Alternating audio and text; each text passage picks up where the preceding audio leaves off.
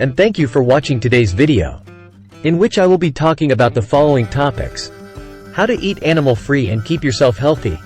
But before we get into that, make sure you have subscribed to my channel and clicked on the bell symbol, so that you will be alerted every time I release a new video.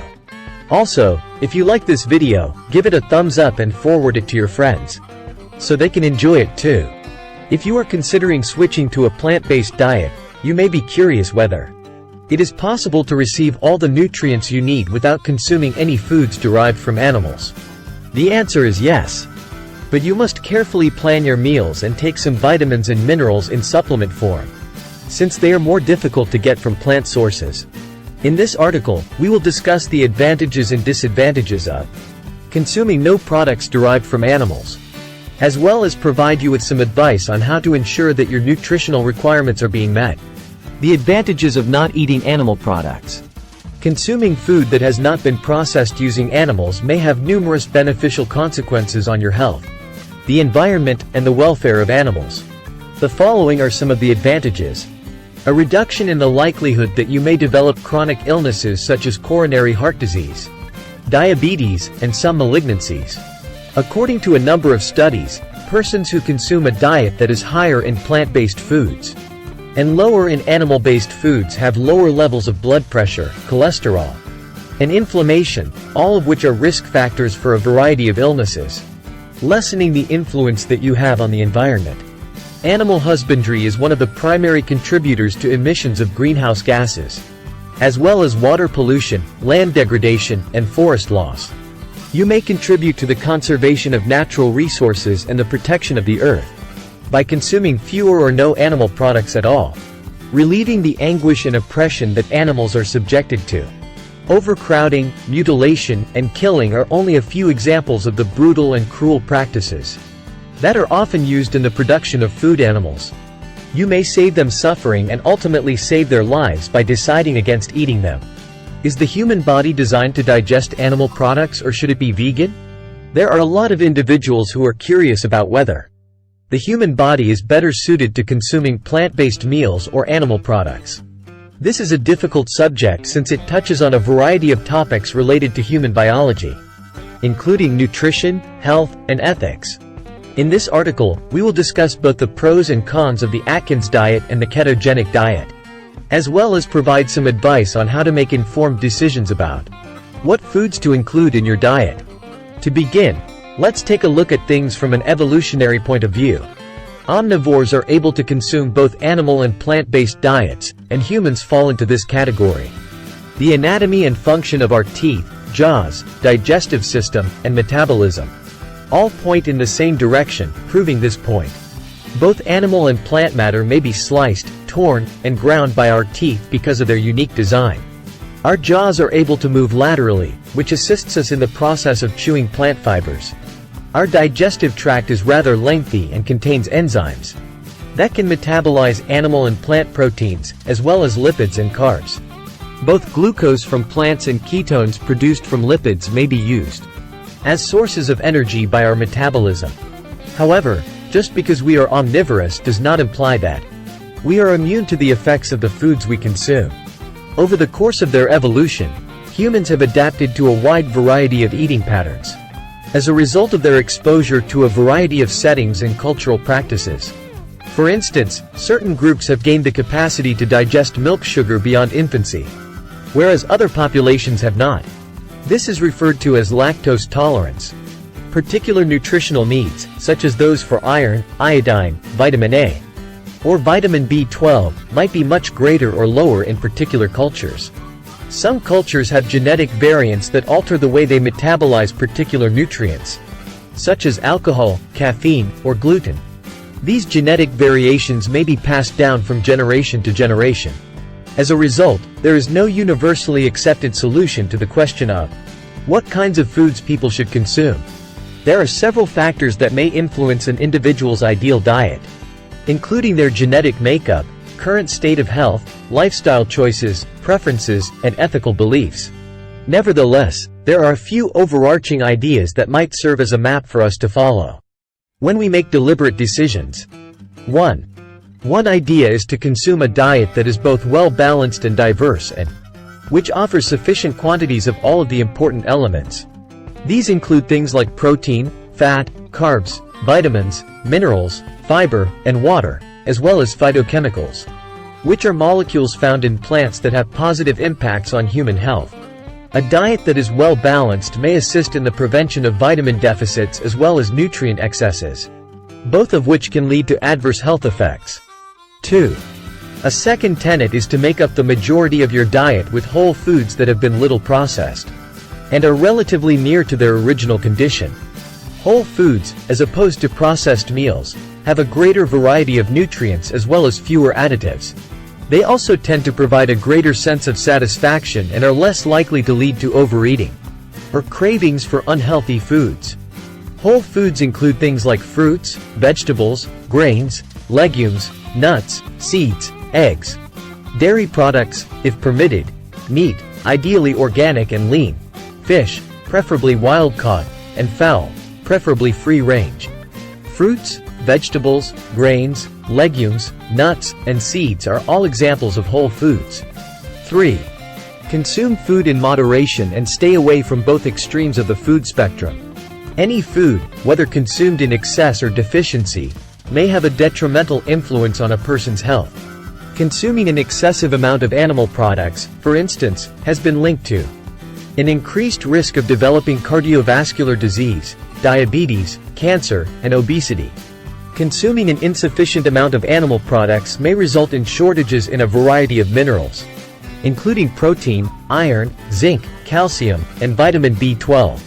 Consuming an excessive amount of plant-based meals may result in digestive issues, including bloating, gas, diarrhea, or constipation. Consuming insufficient amounts of plant foods may result in nutritional deficiencies, including deficits in fiber, antioxidants, vitamin C, and other nutrients. 4. The fourth and last rule is to adhere to your diet in accordance with your particular ideals and convictions. For cultural, religious, or even purely personal reasons, there are still some who prefer to consume items derived from animals. Some individuals opt not to consume goods derived from animals for a variety of reasons, including those related to ethics, the environment, and health. Both options are worthy of consideration and need to be appreciated. Nevertheless, it is essential to keep in mind the repercussions of each decision, and to accept full responsibility for those repercussions. If you prefer to consume animal products, for instance, you should aim to get them from farms that are both ethical and sustainable. And you should restrict the amount of red meat and processed meat that you eat. If you prefer not to consume any products derived from animals, you should add vitamin B12 and any other nutrients that you may be missing from your diet, as well as seek the advice of a medical professional or a nutritionist if you have any concerns. To summarize, the human body is able to process both plant and animal nutrients, but the best diet for an individual may be different based on the numerous aspects that are taken into consideration. Experimenting with a variety of foods and keeping track of how these foods influence your overall health, well-being, and performance is the most effective method to determine what works best for you. If you have any medical issues or other specific requirements, you should also seek the counsel of a specialist. Keep in mind that in addition to being a biological need, eating may also be a source of pleasure and a means of social interaction. Have fun with it, and I'll respect any decision you make. The difficulties of not eating any animal products. Consuming no products derived from animals might be difficult at first, particularly if you are not accustomed to it or if you live in an area where there are few plant-based food alternatives available. The following are some of the difficulties. Consuming an adequate amount of protein. Protein is necessary for the formation and repair of tissues, the production of hormones and enzymes, and the maintenance of healthy immunological function. Plant foods do include protein, although in lesser quantities, and with a more limited range of amino acids, protein's building blocks.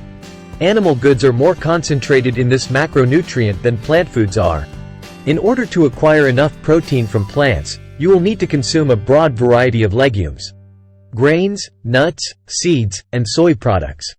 Additionally, you will need to mix protein from a variety of sources in order to receive all of the required amino acids. Consuming an adequate amount of iron. Iron is essential for the production of red blood cells, which are responsible for transporting oxygen throughout the body. Heme iron is easier for the body to absorb than non-heme iron, which is found in plant foods. And animal products have a high concentration of it. You need to consume a lot of dark green leafy vegetables, beans, lentils, tofu, dried fruits, nuts, seeds, and cereals that have been fortified with iron in order to receive adequate iron from plants. Consuming foods high in vitamin C in conjunction with foods high in iron, such as citrus fruits, berries, peppers, and tomatoes, has been shown to improve the body's ability to absorb iron. Making sure you have adequate calcium. Calcium is essential for the development and maintenance of healthy bones and teeth, as well as for the proper functioning of muscles and nerves. The majority of people get the majority of the calcium they need from dairy products. However, dairy products are not the sole sources of calcium. Plants such as broccoli, kale, bok choy, and okra all contain calcium in varying amounts. Should we put animals to death and eat them? Consuming the flesh of animals raises two ethical concerns. Is it morally wrong to breed and then slaughter animals for the purpose of providing food for people who want to consume meat and fish? Does the fact that the procedures involved are carried out in a compassionate manner mean that it is no longer wrong? This article focuses only on the wrongs that are done to the animals involved and does not address the health or environmental concerns raised by animal consumption. A violation of the rights. If you believe that animals have feelings and rights, then it is immoral to slaughter them for sustenance. When an animal is kept just for the purpose of providing food, it is not being recognized for what it is in and of itself. In philosophical parlance, it is being seen as a tool for achieving human goals, rather than as an end in and of itself. The animal's rights have been flagrantly disregarded in this instance. Even if an animal is raised and killed with compassion throughout the process, it is still unethical to do so for the sake of food production. Trespassed on the interests of. Even the most compassionate methods of breeding animals for food and then killing them do, in the end, contradicts the animal's most fundamental want, which is to remain alive. The practices of modern agriculture often go against other necessary animal rights, such as the following: to live healthy lives without the need for medical intervention, to consume natural food, to make free choices, to be free from fear and discomfort, to live in natural environments, to enjoy the typical social life of their species, and to do so in settings that are natural, or at least respectable. The interests of humans contrast with those of animals. There are a lot of people on our planet who don't think animals have rights, but they do feel that animals have vital interests that should be protected from being infringed. However, some of these individuals take pleasure in eating meat and fish. As a result, they are put in a position where they must choose between the interests of animals and those of humans. The insignificant human interest in eating meat in contrast to the fundamental animal goal of survival. The human interest is considered unimportant due to the fact that it is not essential for humans to consume meat in order to stay alive. An animal's interest in maintaining its own life is seen as fundamental for the simple reason that if the animal is killed, all of its other interests would also be lost. That covers everything for the video for today. I appreciate you taking the time to watch, and I'll see you in the future video. If you enjoyed watching this video, please consider subscribing to the channel, showing it to your friends, and giving it a like. Goodbye, and may you have a lot of pleasant days.